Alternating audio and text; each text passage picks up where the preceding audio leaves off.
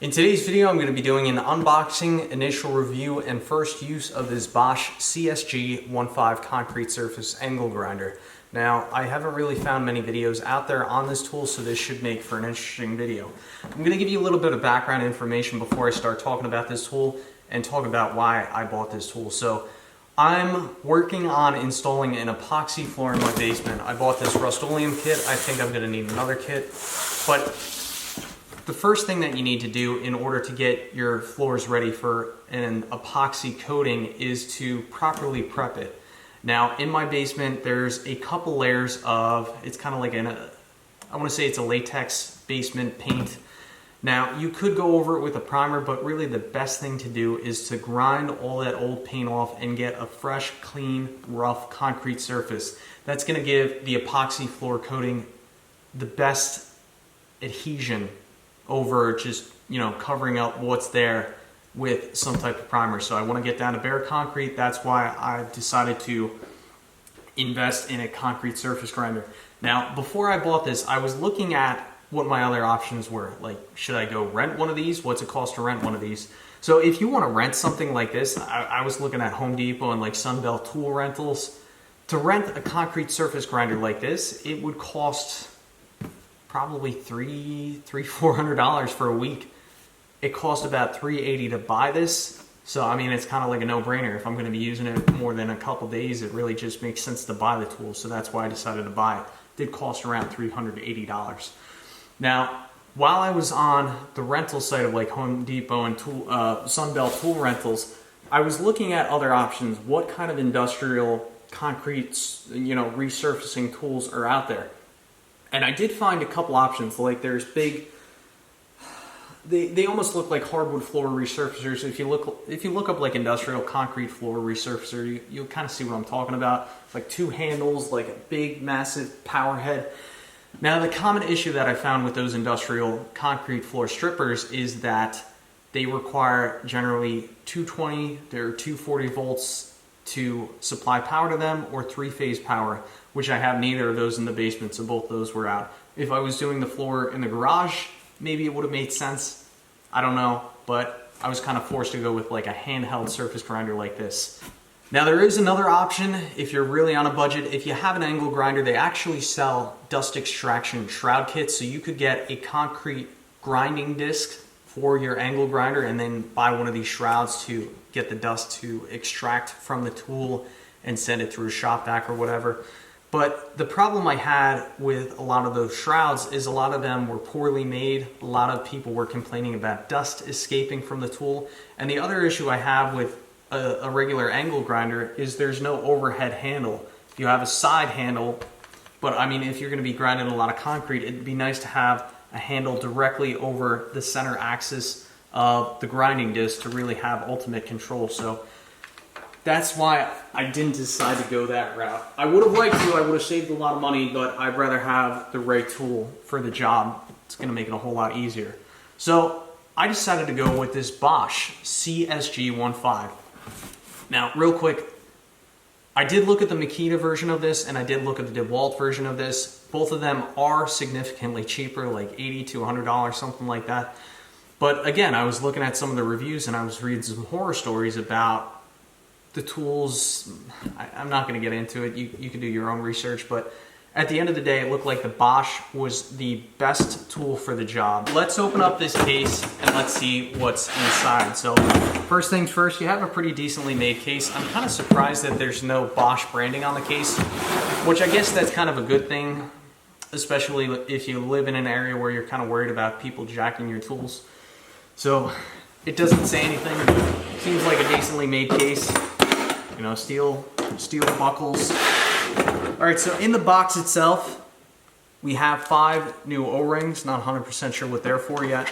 You have your key, some reading material, instruction manual, warranty card, replacement brushes, which I believe they go on the dust head. You also have 1 grinding disc. Now, I'm going to throw this out there real quick. When it does come time to replace this grinding disc, which I don't think I'm going to have to replace this for quite some time, it's important that you replace this grinding disc with a BOSCH exact replacement, because aftermarket discs, the profile of them sometimes can be higher or lower, and in order for this dust extraction system to work properly, it's important that you have the exact profile that the manufacturer recommends. So when it does come time to replace this, you do want to buy the Bosch disc. Alright, so let's check out this tool. I gotta say, it's not as heavy as what I thought it'd be. You pick up a Makita angle grinder and just compare them weight-wise. I gotta say, they weigh about the same. I was expecting that Bosch, you know, for what it is, I thought it'd be a bit heavier, but it's actually just about the same weight as a regular angle grinder. If we look at the dust shroud here, see all those brushes in there, which again, we do have plenty of replacement brushes if and when these do wear out, so it's nice that they included that. Let's see if my vacuum hose 35mm fits right in, which it does. That's a nice fit. The other end of that hose should go right into my shop vac.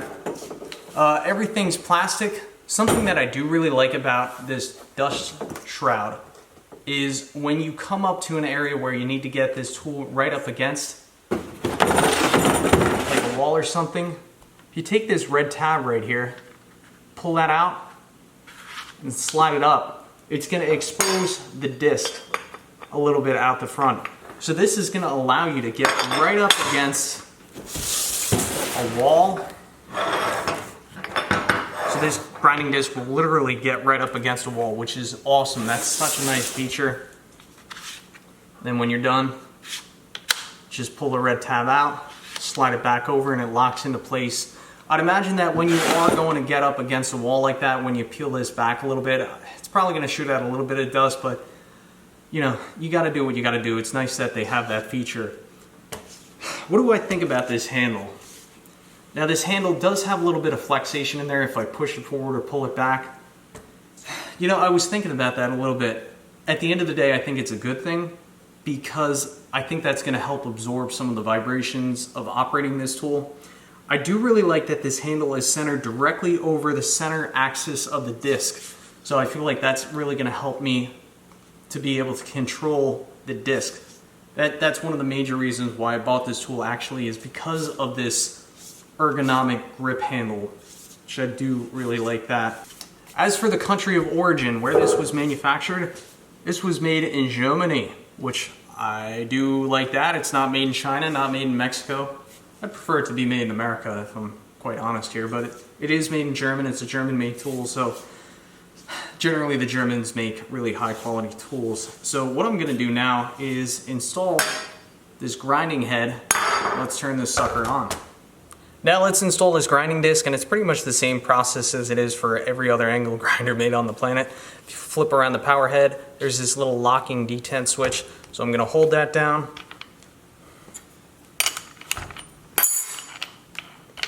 Get this locking nut loose, put my grinding disc on, make sure that it's seated in the center, take this locking nut, spin it back down, still holding down that detent switch. I'm going to take my tool now,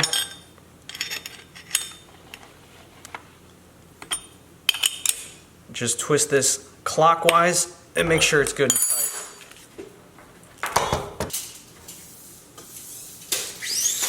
Power cord is 13 feet long, which is a good thing, I think, for the most part. It's a little bit tedious to wind up when you're done with the tool, but I think it's better to have that extended reach than to not. I'm going to splice this clip earlier on in the video, so I didn't think initially that this had a trigger lock because, you know, like most men, we don't read the instructions. I was just sliding this forward, and it was just sliding right back. I'm like, man, that's a terrible design. So, you know, I used it for, I don't know, 10-15 minutes, came back upstairs, read the directions, and if you push this toggle forward and then push down and release, the trigger actually does lock. So this tool does have a trigger lock mechanism, and then to release the trigger, you just push down on it on the back and it snaps right back. So this is a brush tool. This is not a brushless tool, but something that Bosch has done with this tool is they've specially designed this tool to work with concrete. It has special seals that really help to keep the concrete dust out of the motor. So that's also what differentiates this tool from like your conventional angle grinder. So I'm gonna get this set up in the basement and then we'll give it a whirl, see how it does.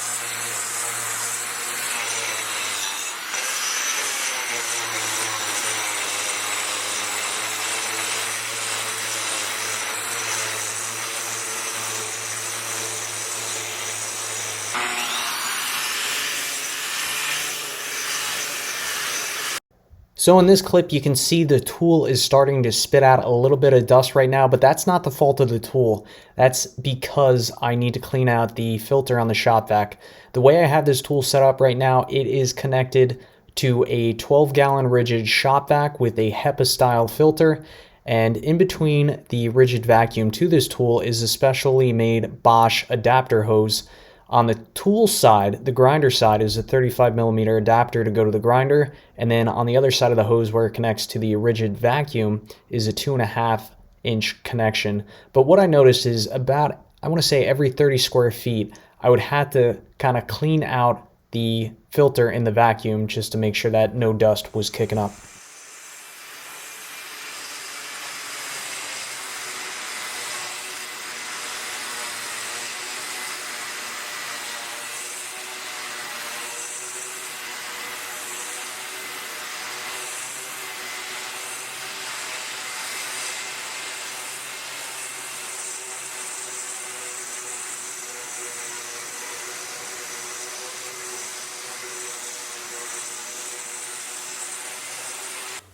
All right, so after doing about 25-30 square feet, I can honestly say this tool is pretty darn awesome. The dust extraction system works really well in conjunction with this HEPA style filter for my rigid. I think it's, I don't know, I think it's a 12-gallon shop vac.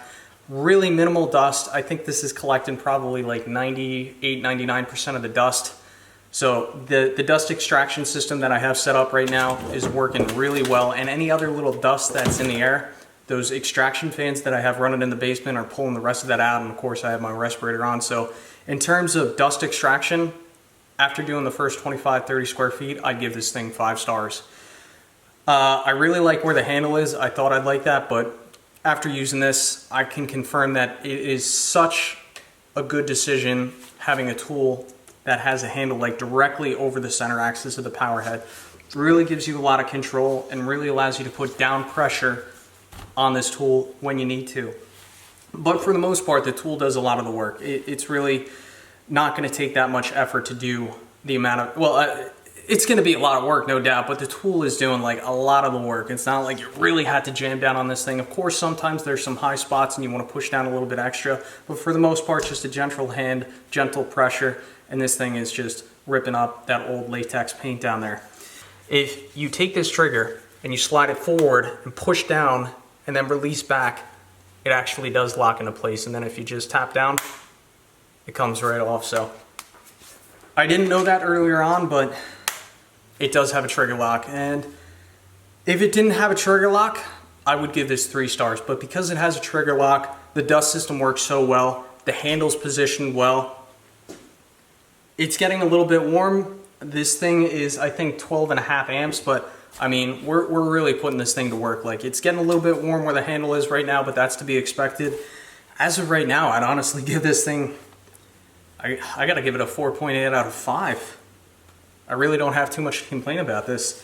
The only other thing I will say, which is as expected, when you do open up this little slide right here to get this thing up against walls, it does shoot dust pretty badly, but that's to be expected. You know, as soon as you open up this shroud, you're throwing off the suction mechanism and it's going to shoot off some dust. But I'd rather them have this and have it and let it shoot off dust than not having the feature to be able to go up directly against walls. So yeah, I'm really loving this tool right now. I think this was a great investment. 4.8 stars out of 5 stars. If you have any questions about this tool, please let me know. As for everything you've seen in the video, I'll leave links in the description below, and I'll be sure to do an upcoming video on how it goes with this Rust-Oleum epoxy shield floor for the basement. Quick disclaimer, I bought everything with my own money. I'm not sponsored by any of these companies. This is completely unbiased. So that's it for today's video. Thanks for watching. Let me know what you think. Any questions down below, and I'll catch you on the next one.